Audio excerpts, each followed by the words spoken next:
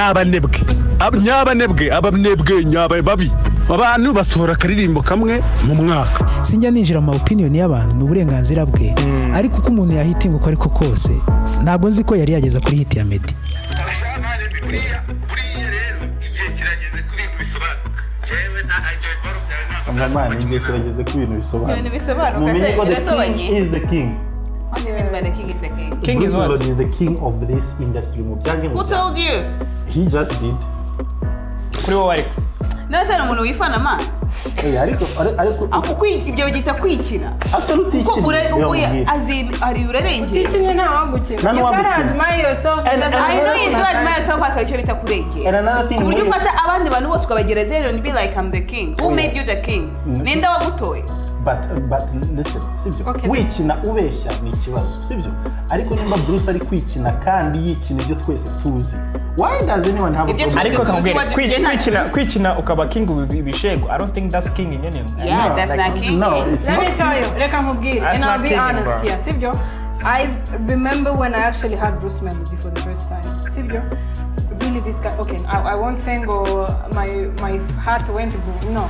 But I'll actually say Bruce Melody does have a good voice. He does. A very beautiful voice. That's making him a king. The thing is, hari cyo bita kurengera uzi gufata abandi bantu bose their work yose ukayigira zero and you be like, ndabizi nanjye nkimwumva bwa mbere kuva kuri ndererwamo n'ibiki byose ntundize that man yarariyo, you know, ariko kugeza aho you that's exaggerating. When you're busy in the industry, y'umuziki, sibyo? Hip hop, R&B, whatever it is. Kwikina is part of the game. Tubyange tubyemere. Ariko umuntu nimba yikina hari aba underground benshi nta n'imodoka geragenda kuri moto ntuzagende kuri moto, sibyo? Ariko ugasanga ari kuvuga imodoka twaruka nziza. You're killing a career, bro. Come on. Why me? You're ruining my career. Ariko I think that biriya bintu abahanzi bakunda kubikora, especially when he or she releasing something new. Just create some scandals to go viral, because we've seen it kuri Kanye West, Davis D, même Kanye West, Yungu Offset na Cardi B. Actually Bruce Kanye bagize gute, and then so ndikumva nje kubwanjye ku giti cyanjye, that's the thing yakoze kugira ngo indirimbo yini yiwe nshyashya so ije viral. Hari video ya mbere nabonye him himself was saying abahanzi ba mbere yemera muri iki gihugu it's Meddy and the band. Aravuga especially Meddy cause whatever he touches tends to go. Aravuga ati ntagakora cyane ariko ni wa muntu ushobora gufata igihe kinini akandika indirimbo imwe ikazamara cyane. None aho ngaho urumva ko yayinyumuzaga rero. So mu byukuri icyo uri kuvuga ni abantu bari ku people blowing it out of proportion. Yeah. Ariko Bruce Melody we ugasanga wenda nabari abandi bari no mu gakino bazi. Usanga n'ubundi bari no mu gakino none se ko batamusubije cyangwa ngo bagire. It's like just like wasanga bizaza cyangwa se ari ikintu bajya bavuga ati umaze kuba umwana danga. Umugani nzabigiye gukoresha ntakajya ari byiza ariko hari ikintu nyine yuzu kuri kw'ibintu you don't need to prove anyone. Did we see the scandal ya Davis? Nyine murumva ntago bakeneye kuvuga abantu kuko they already know icyo bari cyo bazi uburyo ari inkingi ya mwamba mu muziki w'Abanyarwanda, so why will they nabyita nko kwimanura nko mu cyiciro barimo bagiye guterana n'amagambo. Niba yarabivuze abishimangira like abyemeza, he's like arimo kwirengagiza ibintu byinshi cyane sinzi n'icyo wenda yabagenderaho. Sajya nemeranyijeho nawe nemeranyijeho nibyo avuze ko ni ibintu Bruce ntabwo ari mbere Bruce n'abakini. Mwibuke Hands Up ijya gusohoka nabwo yakinye ibintu we na Decat barashwana ngo Decat yayisibye ibintu n'ibyo ntabwo byari ibintu byarabaye. No, it's you fall for those things. Games. No, you should point at many games kuko iriya ndirimbo barayihagaritse mbere barayaplodinze nuza arayi Decat arayireportinga indirimbo bayivana kuri YouTube. Reporting iki? Kwera ko yamutukagamo yavugaga ipusi kunki. Does he have a trademark for that ipusi kumbuga? Ako guys kamba bazi cyo kintu. Kubera iki iyo umuntu amaze kugira fame cyangwa amaze kugira ahantu icyo agomba yumva ko agomba gutuka abandi kugira ngo akomeze muri iyo fame. This is my problem. Exactly. Kubera iki umuntu tuvuge adashobora kweza niba ari baravuga ngo true artist sibyo ntabwo ajya kwikomparinga n'abandi artist sibyo because you unique ufite art yawe uvuga ati this is my art sibyo why iyo umaze kugira ahantu ubona ko hari abantu bangaye igihumbi bakureba whatever cyangwa in case of Bruce Melody why does he have to go again back because ntabwo ari Bruce Melody na The Ben babivuze ni abandi bantu babivuze then ajya kuvuga ati ngabo bacamanga ibiki n'ibiki whatever you know kubera iki agomba kumva ko agomba kubamanura kugira ngo yumve ko ari ahantu ageze Rega sino kuba in a place where I'm standing right now sibyo ahantu magaze ubungu okay ahantu nicaye hanga Bruce Melody n'umuhanzi just like every other music industry sibyo it's a dirty game you don't know what Bruce Melody has to go through to survive this crazy noze arim this harya muitiki bayitiki ngo industry ya noze usigere kuri ndimba yasohoye nawe ubwarabyivugira avuga ati navuye kure ndabishimira Imana nyine yangize icyamamare urumva ntago ngewe ndimo ndatekereza just you have no idea what people have to go through to survive in this ariko that doesn't give you the right yo kubasenya yo kwicara abandi ku mutuga kanu ndatekereza I'm not sure ariko ndatekereza ko ibyo ngibyo ubundi yabikoze well okay mureke noneho ngiye icyo ngiye kubabwira tureke kuvuga yuko wenda abikoze nk'agakino because we don't know and we don't care let's say it's the truth okay, what do you think about it aramutse abikoze tuvuge ko atari ibintu arimo arakina tuvuge ko ariko yumva ko kameze ari ibintu byagiye how would you react to that ndamubwira whether it's a publicity stunt or whether aribja atekereza guys leave Bruce Melody alone kubera ko reka mubwira for the past 3 years sibyo the guy has done something even international superstars I know he's done a lot of things but ntabwo bimuha ububasha n'uburenganzira bwo kwicara abandi kugakana n'abandi barakora ikibazo itangiye none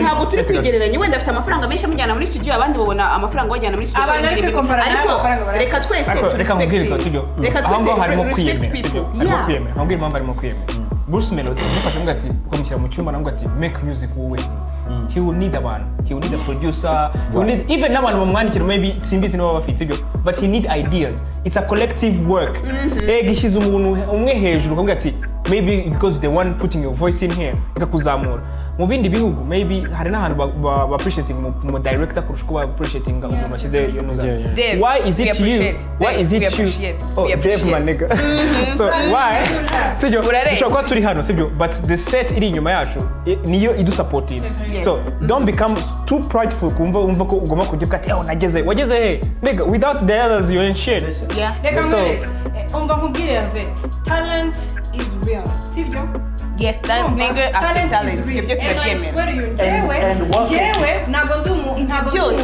okay my point is this kuva Bruce Melody yakora ikintu sibyo nta ndirimbo n'imwe aragira ya flopping sibyo that gives him the right to feel like nawe yigereranya nabo kuva batangira kuva ku mayobera nta ndirimbo n'imwe bari bakora none indirimbo ya mayobera igipimo akaramatando w'i Kigali abishwanya bazita gukiziriya zose twazishaka zose ubwiriza itarabaye none yajya kuri slowly nanjye agiye kuzibabwira sibyo umwaka ushize Meddy yakoranye indirimbo zigeze kuri 3 n'abarundi sibyo ni collabos z'abarundi nanjye ndakubwira collabos za Bruce Melody sibyo kuva ku kinyaho nakubwiye izo collabos ze yagiye akorana n'abarundi wenda dukuyemo iyejo bundi na Sadbi sibyo ufate niya yakoze na MB data sibyo hanyuma yakoranye na Otile Brown ako berese gato ntabwo twabakompara ubu nta n'ugusho kompara abantu kweri sibyo ese gato ubu ngubu Bruce Melody afite advantage ya internet afite ukuri mu byo ari kuvuga afite advantage ya internet monami ukuri mbere batangira kuririmba ntabwo ari bafite advantage nabo bakiririmbe mbere bari abajama baza utekereze ko bo bataririmba igishero bari abajama baza bakanabumva bakoraga promotion n'abantu bapromotingaga ni kwa DJ Bob gusa bajyaga sibyo indirimbo zikazaca ku maradiyo and stuff utazumva ku maradiyo bikabirarangira nta YouTube nta ki but now umuntu akora indirimbo niyo utamupromotinga kuri radio YouTube irahari tuzayibona sibyo Instagram irahari ariko buri wese izo advantage arazifite irani ni mistake gufata ngo wikompare n'umuntu watangiye mbere yuko n'ibyo bintu n'izo ikindi kintu utakirengagiriza bariya basore nibo baharuriye inzira abantu bari kuza mu muziki nyarwanda ibyo ngibyo ntekereza ko yabihakanye agomba kuba respect arabihakana kandi avuga ko ari abanebwe ngo ndabarenze ngo nabanebwe aribo bamuharuriye inzira ntabwo biba njyewe aba bantu bose anavuga njyewe I agree yuko ari abahanzi beza icyo avuga urumva niba yavuze ngo nabanebwe wenda ko bakoze indirimbo imwe bagakora zingahe man ibaze gukora imitano ikintu cyumvikanisha yuko ari na Kings ibaze ko bakora indirimbo imwe wagakomeza ari icyuya kugira ngo akore nyabagereho kandi bakomeza bagahitinga I don't know if I'm supposed to like use this nkabisobanura this way sibyo Meddy na The Ben babahanzi urumva nukuvuga ngo na audience yo hanze barayifite natega ge hanze nawe turebeye ko Emmy ntago aba hanze no listen Emmy ntago yajyanye hanze nari cyarimwe we ko nuko abo ari Kings Emmy bajyanye hanze talent ya Emmy ntago kuri level ya no niba ari kujya hanze nawe natega intege hanze and then namara kugenda tuzavuga namara kugenda muzasigara ntaba you actually should appreciate the fact you are hanze turamwa appreciate ariko namenya yuko kuzamuka ntago muha uburenganzira bwo kujya kugakora if it feels like a king let him you know what niggas working so hard to touch kugera kuri level nabari abagezeho kugira ngo azabafate that's why you're working so hard and then they don't need Katara to work so hard to prove you right iba nkubwire Katara and you muri ukayiko bari abajama bamaze imyaka 15 muri industry nta na rimwe bigeze bava on hit jama maze imyaka igera kuri ine neka tureko muri 2030 tuzarekoza abakiri kuri hit and then azavuge ko waba uri kuvuga ngo in the meantime let the brother feel like a king if he's feeling like a king if he's beating his own drums if he's dancing to his own music let him because he has right to no afite right nanye ndabye bari wese afite right ariko ntiyikurudingemo abandi kugira ngo yegeranye nabo aho ngo none ariko bamubajije arasubiza inde wamubashije inde wamubashije agasubiza kandi ikindi it was a private conversation by the way sibyo nyine niyo ndi kubwira ngo God areba ibintu bivugirwa mu mutima ende nagatuma ubimenya kandi utaruhari you know Imana imenya ibintu biri kubera hariya hirya and then igatuma ubimenya kandi utaruhari you know ibaze none iyo tutaza kumenya ibaze ibintu yavuze Melody is the king full stop this conversation is that's your opinion man reka nkubwire Bruce Melody sibyo tureke kuvuga none ngo yavuze everyone feels like they have to be against Bruce Melody and stuff oya tureke kuvuga people should leave him alone tubwizanye ukuri aya masaha when they tell you an artist don't you think Bruce Melody mu Rwanda like be honest what you have to understand I think of him sibyo I know it's listen by the way listen banza nkubwira oya uri gushaka kunsobanurira ubu nonaha bakubwiye ngo hit like a person who is really killing it in the Rwandan music right now yes it's him hallelujah but again sibyo fame kunimera umuntu umwe avaho undi akajya which is like ntabwo uvuze ngo ufate babandi bamaze kuvaho nta nubwo banavuyeho like 100% baracyahari but kuko ubarushijeho wenda mu gihe gitoya 10% ntabwo uvuze ngo uhite ubafata ubashyire muri position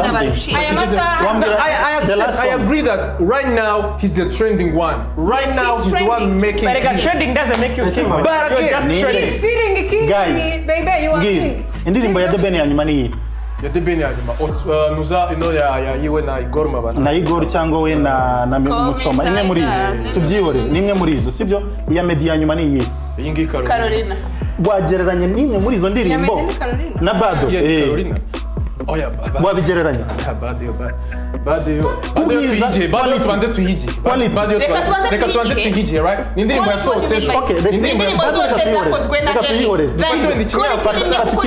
na ntabwo wabigereranya quality I'm talking about quality ntabwo wabigereranya indirimbo za Melody sibyo ziri ku rundi rwego mayi ariko buretse gato production uko yari imeze imbere nagari kumeze ubu ushaka gukoresha izo opportunity ubonye nonaha guhita uvuga ati niba production irenze ngo ndarenze believe me chill nabo iyi umunsi like take a chill pill take a chill pill ubundi umenye ko ibintu biri hano uko ya opportunities uri kuvuga so I feel like iyaba Bruce Melody yari afite opportunities none ahangaha Diamond Platnumz afite he would be 10 times bigger than him. ni gutugereranya as in Uzi ikintu bita kugereranya? Diamond na King ni twavuga wenda ni Ikintu bita kugereranya, you know ishu n'indege. ni ibintu ishu n'indege urabizi Ishu n'indege. urabizi I'm telling you. That's the audacity. Let's say- How I can you have tell the me? audacity. no he's Bruce Melody right now He ari is. kwigereranya na He Biz is. ibaze no namuteye Reka nkubwire impamvu mugereranyije na Diamond. ntabwo bibaho No, reka nkubwire. You know how Diamond did the thing, the whole #1 thing, he went crazy? Ngewe Bruce Melody music, sibyo? Bruce Melody music and vibe, plus his voice. It gives me the vibes. If he had those connections, Do you know? This is the whole point of a shot. Guys, when I say barashwana hagati yabo, then we involve. This is how we promote them. Ariko njyewe Actually, frankly speaking niba ari no system barimo barakoresha mugumye muyikoresha. It is it's working. Working. Because at the end of the day, we're talking about it. You are Exactly. a king right now. You're a king right now. I feel like no, kuri reka nkubwire. I'm not biased here, sibyo. Maybe what he said, maybe people took it the wrong way. Ariko kuri nuko Bruce Melody afite talent. And I feel I understand. he has the most beautiful voice in the country. He has like Quality music. Yes, one more thing. I'm his fan. Yes. Ndabyuka nkumva saa moya nkakuzeho ikinyafu mana you know bado Ubu ukuntu zitondekanyije. Uheruka kumva slowly rya gishkuri. buri munsi nayike nakomye na kizombo Witwa ikinyafu nyuma ya saa moya. ahubwo nuze this song yaririmbye about twese byaranze. This guy also has sense. Twese byari byaranze. Twese byaranze. narayenzaabye mureke umva tubyemere. But guys, in conclusion, ibyo muri gukora mukomeze mubikore. The guy is talented. Cyakoze niba abona ari cyo kintu kiri butume akomeza kuzamuka no gutrendinga na akomeza abikore. Ako sugura ni talent cyangwa n'amagambo ushaka gukoresha abantu. Koresha talent yawe uzamuke. Don't Cyazi na no. He does. Ariko stick to one thing. Don't just yishyiraho n'uduhenda abana n'udukina. Egora koresha talent like reka nkubwire. Medina abantu uzana gukoresheje iyi. Ntabwo bigeze bihindura. They use the music. Ikintu kimwe cyo nemera. Umuhanzi witwa Mr Nice mwese muramuzi. Yeah. Mr Nice. Wow. You know, uriya mujama yarahitinze sana ariko azana ibintu by'imyiryo. Ubu ngubu nta n'umuntu umwe umwibuka. So, iyo witwaye nabi mu kibuga. Hey, Mr Nice ni legend, please. I know. Ariko iyo witwaye nabi mu kibuga haranyerera. Okay, guys, do concluding that this is the thing. Nimba ari publicity stunt. Simpson. Bakoze nimba yarabivuze how do you call this now? Arrogance cyangwa ibiki. The thing is Bruce Melody is the best lead in Hello.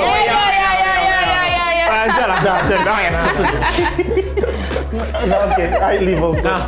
That's how the show ends.